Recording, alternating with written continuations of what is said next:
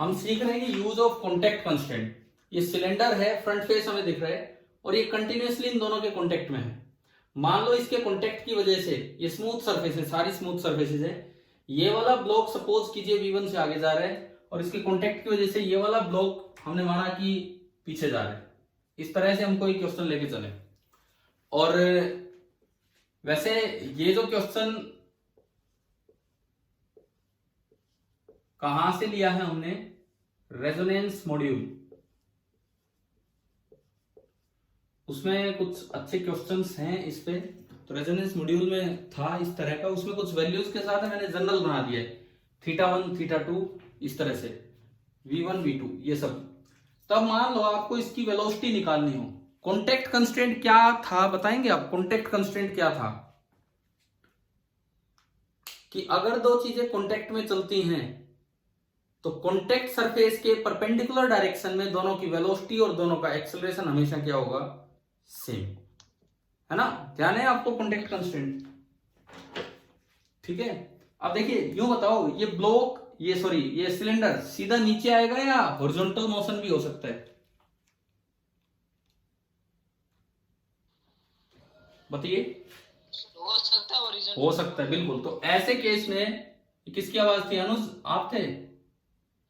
Yes sir. ऐसे case में आप क्या किया करो, दो कंपोनेंट मान लिया करो। कभी भी कोई ऐसा केस है, कभी भी आप क्या करेंगे, दो कंपोनेंट मानेंगे। ये लिख ही नहीं रहा रेड पेन, कोई बात नहीं। एक Vx और एक Vy, एक डायरेक्शन मैंने एक्स एक्सिस बोल दिया, एक मैंने वाई एक्सिस। हमें नहीं पता सिलेंडर की क्या वेलोसिटी है, लेकिन हम दो कंपोनेंट माने Vx और Vy। और अब देखो, जहां दो जगह कॉन्टेक्ट है, एक यहां कॉन्टेक्ट है और एक यहां कॉन्टेक्ट है, जहां भी आपका दो जगह कॉन्टेक्ट है, दोनों जगह आप कॉन्टेक्ट कंस्ट्रेंट का यूज कीजिए। मान लो मैं इसको कहता हूं फर्स्ट, तो contact 1 and this is contact 2। सबसे पहले मैं चलता हूं कॉन्टेक्ट 1 पे। सबसे पहले मैं चल रहा हूं कॉन्टेक्ट नंबर 1 पे। कॉन्टेक्ट नंबर 1 पे कॉन्टेक्ट सरफेस ऐसे है, कॉन्टेक्ट सरफेस ऐसे है। एक बार मैंने वेज के लिए बनाई और एक बार वो कॉन्टेक्ट सरफेस सिलेंडर के लिए बनाई। कॉन्टेक्ट सरफेस तो ऐसे ही होगा, एक बार मैंने सिलेंडर के लिए बना दी और एक बार हमने कॉन्टेक्ट सरफेस बना दी वेज के लिए। एक बार कॉन्टेक्ट सरफेस बनाइए सिलेंडर के लिए, एक बार वेज के लिए। अब इसके परपेंडिकुलर डायरेक्शन है ये, इसके परपेंडिकुलर डायरेक्शन में दोनों की वेलोसिटी का कंपोनेंट सेम होना चाहिए। हाँ जी, वेज की वेलोसिटी किधर है? आगे ये पूरा दिख रहा है आपको, V1 आगे है।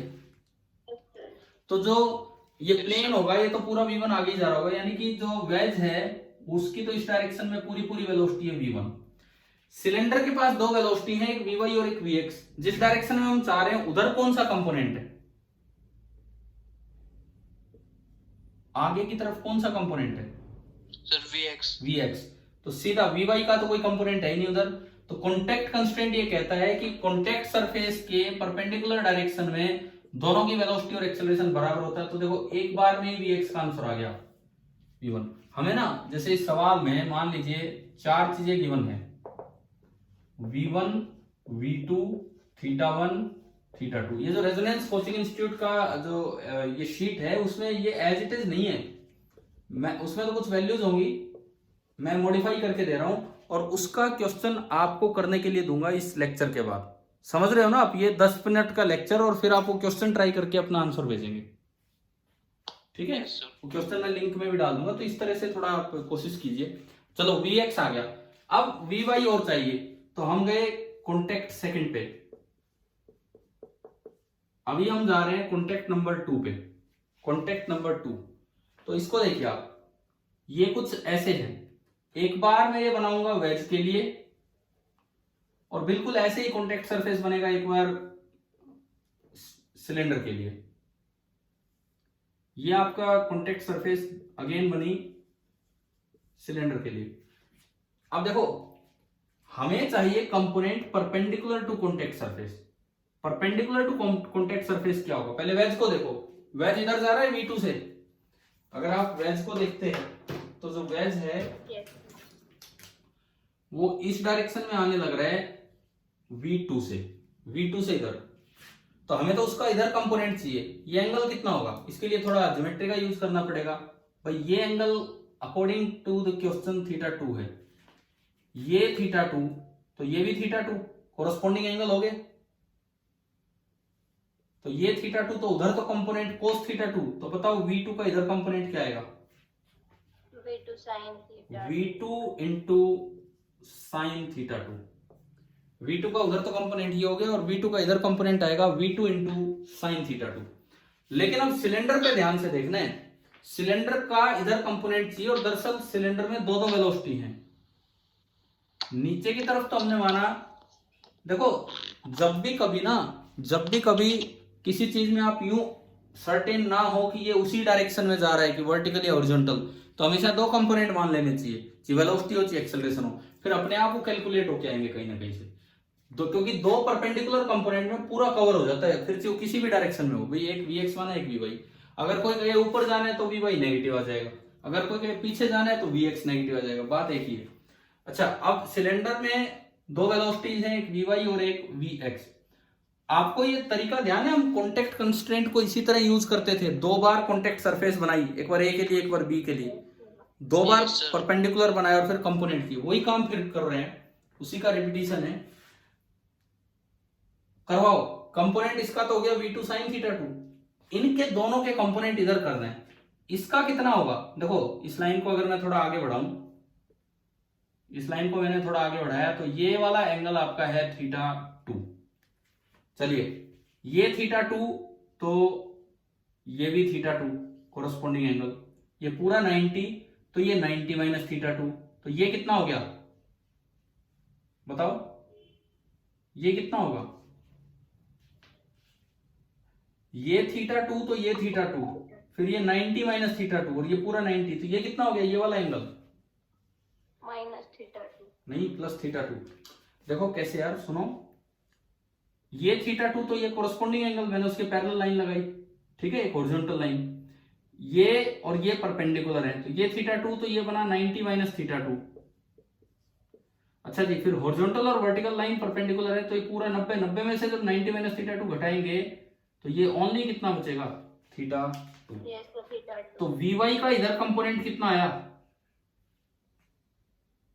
Vy का इधर कंपोनेंट Vy cos theta। हाँ, Vy का तो इधर आ गया Vy cos θ2। बच्चे कई बार क्या गलती करते हैं, उसका आप भूल जाते हैं। भाई जब इसकी दो वेलोसिटी हैं और आपको किसी एक डायरेक्शन में कंपोनेंट चाहिए तो उन दोनों के कंपोनेंट करने पड़ेंगे और फिर देखेंगे कि नेट कंपोनेंट इधर कितना, वो इससे इक्वेट करेंगे। तो Vx का उधर बनाओ, ये एंगल ढूंढ के लाओ कहीं से, ये वाला एंगल या फिर ये वाला एंगल, ये दिख रहा है देखो, ये θ2 तो ये भी कितना? θ2। तो Vx का इधर तो कंपोनेंट cos होगा, तो उधर क्या हो जाएगा? उधर साइन। तो ये आपका बना Vx साइन θ2। अब इस डायरेक्शन में इसकी वेलोसिटी है V2 साइन θ2, तो इस डायरेक्शन में इस सिलेंडर की क्या वेलोसिटी बनी? चाहे सिलेंडर ऐसा हो, मैंने कॉन्टैक्ट सरफेस बनाई है टेंजेंशियल, बताओ सिलेंडर की वेलोसिटी इधर क्या बनी? Vy cos θ2 minus Vx sin। हाँ जी, Vy cos θ2 minus Vx sin θ2। तो हमारी सेकंड इक्वेशन बनती है कि this thing is equal to this thing, यानी कि Vy cos θ2 minus Vx sin θ2 is equal to, दूसरा ये है V2 sin θ2, V2 sin θ2, ये आपका आ गया। अच्छा अब बताओ, क्या Vx हम पहले कैलकुलेट कर चुके थे? yes sir। और क्या अगर इस Vx को इसमें पुट करूं, θ1 θ2 V1 V2 हमें पता है, तो क्या Vy कैलकुलेट हो जाएगा यहां से?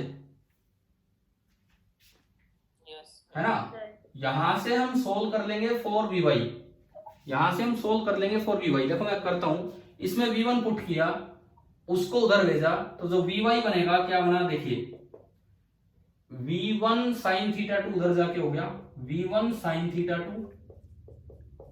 Plus V2 sin θ2 and divided by cos θ2। क्या आपको Vx और Vy दोनों कैलकुलेट करने आ गए? yes sir। अब अगर इसकी नेट स्पीड बहुत चली जाए, नेट वेलोसिटी, तो वो क्या होगी? सिलेंडर की नेट वेलोसिटी हाँ जी हाँ, बिल्कुल सही। तो अगर आप सिलेंडर की वेलोसिटी निकालते हैं तो वो आपकी होगी under root of vx² plus vy²। तो मतलब क्या आप एक चीज देखो, क्या θ1 का कोई यूज हुआ है क्या कहीं भी, इस वाले एंगल का कहीं भी?